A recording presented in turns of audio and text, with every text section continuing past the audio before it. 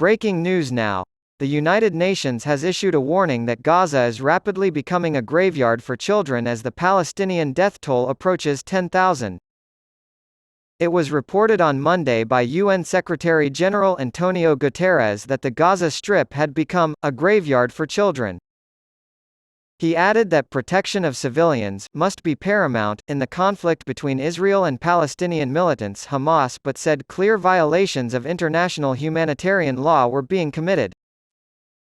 Israel's military is conducting ground operations and has been relentlessly bombing civilian areas, shelters, refugee camps, hospitals, mosques, churches, and United Nations (UN) buildings.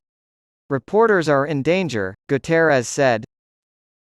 Meanwhile, Hamas and other militants continue to launch rockets indiscriminately towards Israel, using civilians as human shields.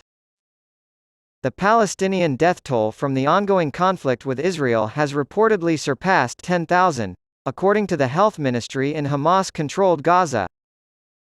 A grim new milestone in what has become the deadliest conflict since Israel was founded 75 years ago was revealed on Monday. The death toll has been called shocking by Palestinian medical relief organizations. More people have been killed in the last 1 month in Gaza than were recorded killed in the July 1995 Srebrenica massacre or the January 1999 assault on Freetown, Sierra Leone, the aid organization said in a statement. During a press conference on Monday, United Nations Secretary-General Antonio Guterres said that protecting civilians must be paramount in the conflict between Israel and Palestinian militant group Hamas, describing the Gaza Strip as a graveyard for children.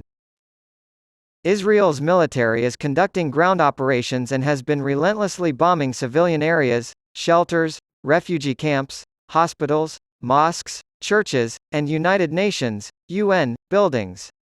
Reporters are in danger, Guterres said.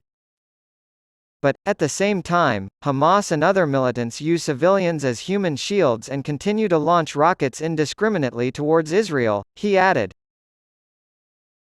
He said clear violations of international humanitarian law were being committed and again appealed for a humanitarian ceasefire. UAE has announced plans to open a field hospital in Gaza. Without specifying whether or not there is an agreement on this initiative with Israel, the United Arab Emirates state news agency announced on Monday that the country would set up a fully equipped field hospital in the Gaza Strip. The agency reported that on Monday, 5 planes left Abu Dhabi for Egypt's Al Arish airport, carrying the supplies and machinery needed to set up the field hospital. The Independent has learned that Sir Keir Starmer is being challenged by left-wing Labour MPs who want to force a vote on a Gaza ceasefire in Parliament. As a result of his refusal to support a ceasefire in the Israel-Hamas conflict, the Labour leader is under increasing pressure to reverse course. More than 30 Labour councillors have left the party, and more than 330 local leaders have urged Sir Keir to back down. On Monday, Jordan declared that it was keeping all options on the table in response to what it called Israel's failure to distinguish between military and civilian targets in its intensified bombardment and invasion of the Gaza Strip. Following Israel's offensive against Gaza, which was launched in response to a cross-border rampage by Hamas on October 7, Jordan recalled its ambassador from Israel. However, Prime Minister Bishr al-Qassani did not elaborate on what other steps Jordan would take. Last week, Jordan declared Israel's ambassador, who had left Amman after the Hamas attack, to be a persona non grata, effectively barring him from returning to resume his duties.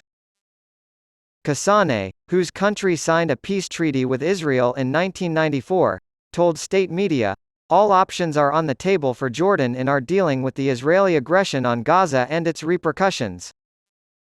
According to Qassani, Israel is not acting in self-defense by maintaining a naval blockade of the densely populated Gaza Strip.